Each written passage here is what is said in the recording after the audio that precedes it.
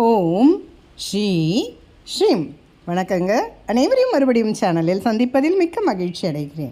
இந்த பதிவில் நம்ம பார்க்க இருக்க போகிறது அன்னாபிஷேகம், ஐப்பசி அன்னாபிஷேகம். ஒவ்வொரு வருடமும் வருகிற ஐப்பசி மாதத்தில் வருகிற பௌர்ணமி தினத்தன்று சிவபெருமானுக்கு அன்னத்தினால், அதாவது சோறு சாதத்தினால், பச்சரிசி சாதத்தினால் நிறைய அப்பி அபிஷேகம் மாதிரி செய்வாங்க. இது நம்ம உலகத்தில் இருக்கிற பெரிய கோயில், தஞ்சை பெரிய கோயில் ராஜராஜ சோழனால் இது ஆரம்பிக்கப்பட்டதுன்னு நமக்கு கல்வெட்டு குறிப்புகள் சொல்கிறது.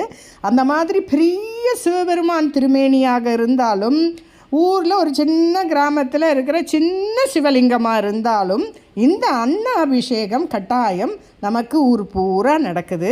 அது நடக்கிற இடத்துல எல்லாம் பார்த்திங்கன்னா சோநாடு சோறுடைத்து, பாண்டிய நாடு முத்துடைத்துன்னு நமக்கு ஒரு வளம் உண்டு. நமக்கு தஞ்சை நமக்கு நெற்களஞ்சியம். அதனால் இந்த அன்னாபிஷேகத்தை பார்க்கிறவர்களுக்கும் அது நடக்கிற இடங்களில் எங்கேயுமே எப்போவுமே அன்னத்துக்கு பஞ்சமே ஏற்படாது அப்படின்னு நிறைய பெரியவங்கள்லாம் நமக்கு ஆசீர்வாதம் கொடுத்துருக்காங்க. உலகத்தில் உள்ள அனைத்து உயிர்களுக்குமே தாயும் தந்தையுமாய் இருந்து படியளக்கும் தாயுமான சுவாமியாக இருப்பவர் தான் நம் எம்பெருமான் சிவபெருமான். அவருக்கு வருடத்தில் ஒரு நாள் இந்த ஐப்பசி மாத பௌர்ணமி பார்த்திங்கன்னா பெருசாக தெரியும். அது சயின்டிஃபிக்காக பூமிக்கு ரொம்ப அருகில் வருது அப்படின்றதுனால அப்படி சொல்லுவாங்க. அது மட்டும் இல்லாமல் அதனுடைய சிறப்புகள்லாம் நம்ம என்ன அப்படின்னு பார்க்கலாம். நமக்கு கர்மா, புண்ணியம், பாவம் இந்த மாதிரி நிறைய கணக்குகள்லாம் சொல்கிறாங்க இல்லையா. அதாவது ஒரு குழந்தை பார்த்திங்கன்னா திடீர்னு பிறக்கிற குழந்தை ரொம்ப செல்வந்தராக பிறக்கும். அது நிறைய புண்ணியம் பண்ணியிருக்குன்னு சொல்லுவாங்க. ஆனால் அவங்கள அப்பா பார்த்திங்கன்னா அவர் ரொம்ப சிரமப்பட்டு கஷ்டப்பட்டு ரொம்ப பெருசாக டெவலப் ஆகி பிஸ்னஸ் எல்லாம் பண்ணி வேலையை செய்து சம்பாதித்து அதுக்கப்புறம் தான் அவர் பணக்காரர். ஆனால் அவருக்கு பிறகுற குழந்தை பிறக்கும் போதே பார்ன் வித் கோல்டு ஸ்பூன் அப்படி சொல்லுவாங்க இல்லையா. இதுதான் புண்ணியம், பாவம், அந்த மாதிரியான கணக்கு. அதே மாதிரி நமக்கு அம்மாவோட கையால் சாப்பாடு சாப்பிட்றது ரொம்ப சிறப்பு அப்படின்னு பட்டினத்தார் ஒரு பாடலில் கூட சொல்லியிருக்கிறாரு. அன்னையோடு அறுசுவை உண்டிப்போம். அம்மா வெறும் அந்த சாமான் மட்டும் போட்டு சமையல் பண்ணுறதில்ல, ஒரு அன்போடு போடுறதுனால அப்படி சொல்லுவாங்க. அதனால் அம்மாவோடு அந்த விஷயம் போயிடுது அப்படிங்கிற மாதிரி சொல்லுவாங்க. அந்த மாதிரி அம்மாவை பற்றி அவர் ரொம்ப பெருமையாக அந்த மாதிரி சொல்லியிருக்காங்க. அப்போ உலகத்துக்கு இருக்கிற அனைத்து ஜீவராசிகள் எல்லாத்துக்குமே அன்னையும் தந்தையுமாக இருக்கிற நம்ம ஈசனுக்கு நம்ம அன்னைக்கு அன்னத்தினால் அபிஷேகம் செய்யணும். அதே மாதிரி சாமவேதத்தில் பார்த்தீங்கன்னா உங்களுக்கு அகம் அன்னம், அகம் அன்னம் அப்படின்னு சொல்லி நிறைய சிறப்பித்து அன்னத்தினுடைய சிறப்பித்து சொல்லுவாங்க. ஹோமத்திலலாம் பார்த்தீங்கன்னா நம்ம சுத்தான்னம்னு சொல்லக்கூடிய அன்னத்தை தான் நமக்கு ஹோமத்துக்கு உங்களுக்கு ஆகுதியாகவும் கொடுப்பாங்க. சிவபெருமானுக்கு அதே ஆகுதியை தான் ரொம்ப அவிர்வாகம் அதை மாதிரி எல்லாம் கொடுக்கறதும் இதுதான் ரொம்ப சிறப்பு. கல்லில் இருக்கிற தேரை முதல்ல கருப்பையில் வளர்கிற உயிருக்கு வரையுமே சிவபெருமான் தான் படியளந்து கொண்டிருக்கிறார் இன்றளவும்.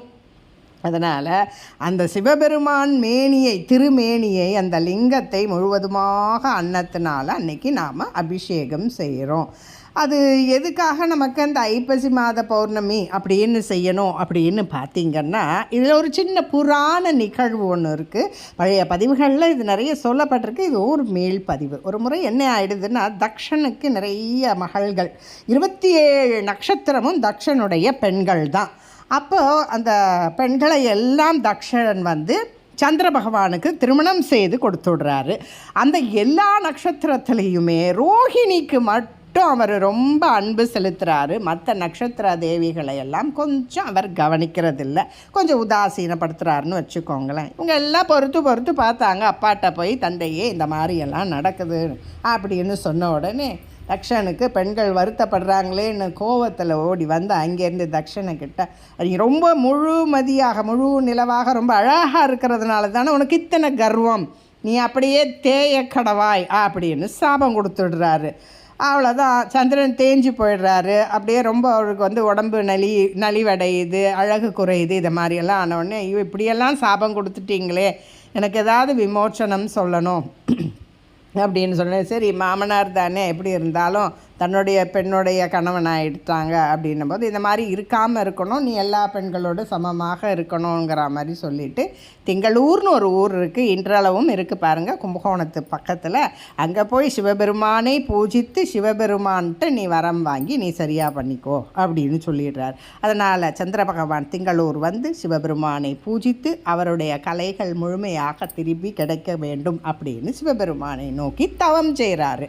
சிவபெருமான் காட்சி கொடுத்து என்னப்பா அப்படின்னு இந்த மாதிரியெல்லாம் நடந்தது, தக்ஷன் மகனின் தக்ஷனுடைய சாபம் இதெல்லாம் சொல்கிறாரு.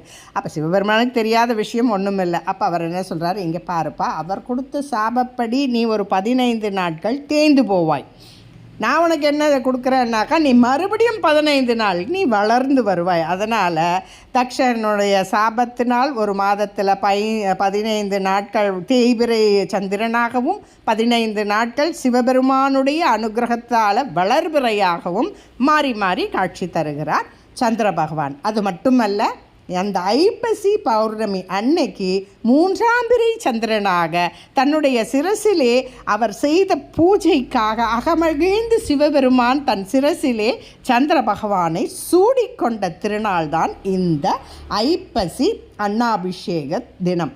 அதனால தான் இந்த அன்னாபிஷேக நாள் ரொம்ப சிறப்பித்து சொல்லப்படுகிறது. அந்த மாதிரி இறைவனுக்கு நாம் அன்னைக்கு இந்த மாதிரி அன்னத்தை எல்லாம் வடித்து அந்த சோற்றை அப்பி வைத்தால் ஒவ்வொரு பருக்கையும் ஒவ்வொரு அரிசி பருக்கையுமே ஒரு சிவபெருமானாக காட்சி தரும். அதனால் கோடி கோடியாக அப்பி இருப்பாங்க ஒவ்வொரு இதுலேயும். அத்தனை லிங்கங்களை நாம் தரிசனம் செய்த பலன் கிடைக்கும்னு பெரியவங்கள்லாம் நம்ம சாஸ்திரத்துலேயும் நமக்கு நிறைய சொல்லியிருக்கு. அது மட்டும் இல்லைங்க, அன்னைக்கு பார்த்தீங்கன்னாக்கா அந்த சிவலிங்கத்தின் மேலே சோறு போட்டுட்டு அதுக்கப்புறம் வந்து காய் கனி இதில் எல்லாமே பூக்கள் இலைகள் வில்வ இலைகள் அது மாதிரி எல்லாம் போட்டு அலங்காரம் செய்து தீபாராதனை காண்பிப்பாங்க. அதுக்கப்புறமா அதிலேருந்து எடுத்து எல்லாருக்கும் அன்னப்பிரசாதமாக எல்லாருக்கும் கொடுத்துட்டு கொஞ்சம் எஞ்சிய பிரசாதத்தை கொண்டு போய் குளத்தில் ஆற்றிலும் இருக்கிற மற்ற ஜீவராசிகளுக்கும் அன்னைக்கு கண்டிப்பாக கொடுப்பாங்க. பட்சிகளுக்கும் பசுவுக்கும் இதையெல்லாம் சேர்த்து எல்லாருக்கும் அன்னைக்கு அதை விநியோகம் செய்வாங்க, எல்லாருக்குமே டிஸ்ட்ரிபியூட் பண்ணுவாங்க பிரசாதமாக. அந்த நாளுக்கு நாம் போய் சிவபெருமானை தரிசனம் செய்தால் வாழ்வில் நமக்கு என்றைக்குமே அன்னத்திற்கு பஞ்சம் ஏற்படாது. ஏன்னா சிவபெருமான் பார்த்தீங்கன்னா உங்களுக்கு அர்த்தநாரி, அவர் பாதி அம்பாள் பாதி சிவன், அன்னபூரணியும் அவள்தான், அண்ணாமலையாரும் அவங்க தான். அதனால் அன்னைக்கு நாம் போய் தரிசனம் பண்ணுறது ரொம்ப சிறப்பான விஷயம். அந்த மாதிரி நாம் பார்க்குறதுக்கு என்ன பலன்னு முக்கியமாக பார்த்தா அந்த பிரசாதத்தை சாப்பிட்றதுனால குழந்தை பாக்கியம் கிடைக்கும்னு சொல்லுவாங்க. முக்கியமாக அந்த ஊருக்கே அன்ன பஞ்சம் ஏற்படாது, அன்னத்திற்காக பஞ்சமே இல்லாமல் சௌக்கியமாக அந்த ஊர் இருக்கும்னு சொல்லுவாங்க. அதனால் எல்லா ஊர்லேயுமே எல்லா சிவபெருமானுக்கும் இப்படி செய்வாங்க. அதை பார்ப்பவர்களுக்கும் உங்களுக்கு அன்னத்திற்கு என்றைக்குமே பஞ்சம் வராது. சரி, நாம் அன்றைக்கி என்னெல்லாம் பண்ணலாம் பார்த்திங்கன்னா, விரதம் இருக்கலாம். அவங்கவுங்க உடல் வயது வசதிக்கு ஏற்ற மாதிரி விரதம் இருந்துக்கோங்க. எந்த நேரத்தில் அன்னாபிஷேகம் நடக்குதுன்னு தெரிஞ்சுக்கிட்டு அதற்கு முந்தைய நாளே போய் நீங்கள் கோயிலுக்கு சில பொருட்கள் கொடுக்கறது ரொம்ப சிறப்பு.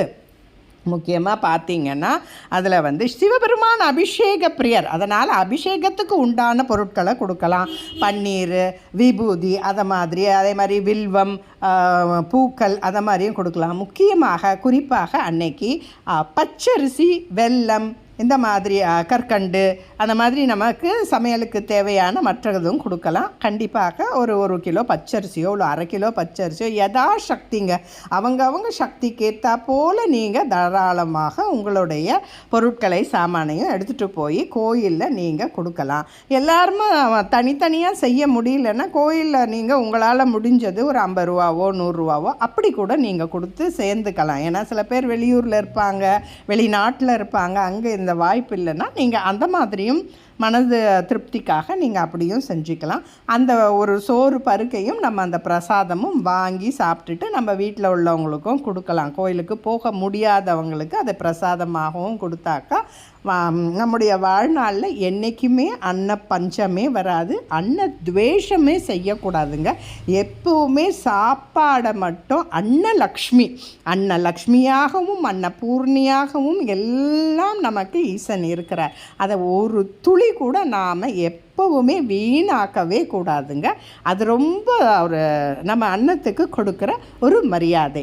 இந்த அளவில் இந்த உரையை நிறைவு செய்து கொள்கிறேன். அனைவரும் ஐப்பசி அன்னாபிஷேகம் நேரம் காலம் தெரிந்து கொண்டு அன்னைக்கு கோயிலில் போங்க. புதன்கிழமை 5ஆம் தேதி அன்னைக்கு பொதுவாக சில கோயிலில் காலையிலும் சில கோயிலில் மாலையிலும் செய்வாங்க. தெரிஞ்சுக்கிட்டு நீங்கள் போய் இதில் கலந்துக்கோங்க.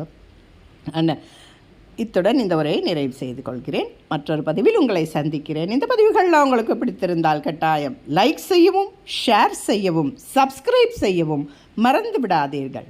நன்றி, வணக்கம்.